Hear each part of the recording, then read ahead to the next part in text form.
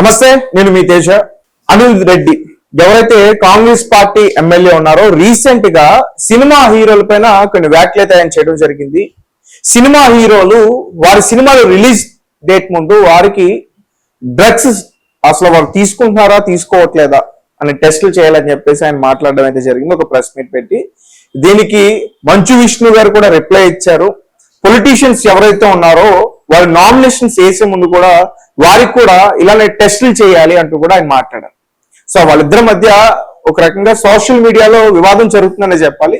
Right, దీనికి సంబంధించి మరింత ఇన్ఫర్మేషన్ మనతో పాటు డిస్కస్ చేయడానికి సీనియర్ జర్నలిస్ట్ దుర్గా గారు ఉన్నారు, అంతా మాట్లాడదాం. మేడం నమస్తే అండి. సో రీసెంట్ గా ఎమ్మెల్యే గారు ఎవరైతే ఉన్నారో అనిరుద్ రెడ్డి గారు ఆయన చేసిన వ్యాఖ్యల పట్ల మంచు విష్ణు గారు ఎక్స్ అకౌంట్ వేదికగా రియాక్ట్ అయ్యారు.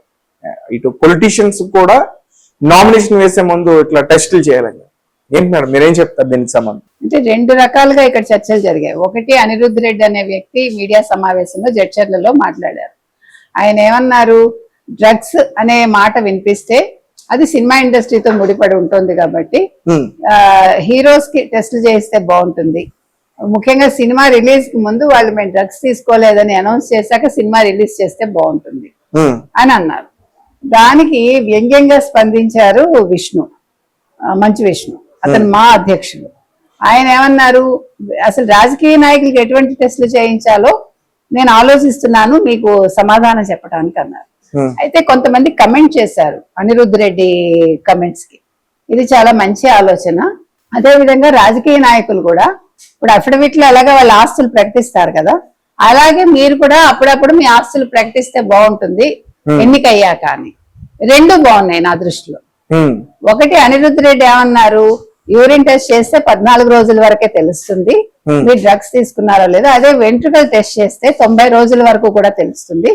కాబట్టి రెగ్యులర్ గా మీకు వెంట్రుకలు టెస్ట్ చేయించాలి అన్నారు. It's a good suggestion. ఇక్కడ హీరో హీరోయిన్స్ ఇద్దరికి తేడా లేదు, అందరు ఎవరెవరి పేర్లు వస్తాయో వాళ్ళందరివి కూడా చేయిస్తే బాగుంటుంది. అంటే ఆ సినిమాలో ఎవరు నటిస్తున్నారు, అలాగే సింగర్స్ పేర్లు కూడా ఈ మధ్యన వచ్చాయి. కాబట్టి ఏ ఇండస్ట్రీలో ఎవరెవరు చేయించాలనే దాని మీద ఒక క్లారిటీ రావాలి. అదే విధంగా మీరు ఆస్తులు ఏదైతే మీ అఫిడవిట్ లో ప్రకటిస్తారో ఎన్నికలకు ముందు, తర్వాత ఎవ్రీ 6 months కో ఏదో ఒక టైం లిమిట్ పెట్టుకుని, అంటే ఏడాదిలో 2 సార్లు మీరు మీ ఆస్తుల చిట్టాలు వివరిస్తే బాగుంటుంది. ఎందుకంటే మీరు అసలు ఎమ్మెల్యే అయ్యాక ఏమైనా సంపాదించుకున్నారా, ఏ రకంగా సంపాదించుకున్నారు, ఆ వివరాలు కూడా ఇస్తే ప్రజలకు కూడా తెలుస్తుంది. ఇది ఈవెన్ ఎమ్మెల్యేగా అంతకు ముందు చేసిన వాళ్ళకు కూడా వర్తిస్తుందని నా ఉద్దేశం. గతంలో ఎమ్మెల్యేగా చేసిన వాళ్ళు, ప్రెజెంట్ చేస్తున్న వాళ్ళు, ఎంపీలు, రాజ్యసభ సభ్యులు, ప్రతి ఒక్కళ్ళు ఆయన వాళ్ళకి కూడా ఒక టైం బౌండ్ పెట్టి మీరు 90 నుంచో లేకపోతే 2000 నుంచో, అంటే కరప్షన్ అనేది ఎప్పటి నుంచి స్టార్ట్ అయిందో చూసుకుని ఆ డేట్ నుంచి మొదలు పెడితే బాగుంటుందని నా ఉద్దేశం. ఎందుకంటే ఇప్పుడు వీళ్ళకి ఎంత బాధ్యత ఉందో వాళ్ళకి అంత బాధ్యత ఉంది.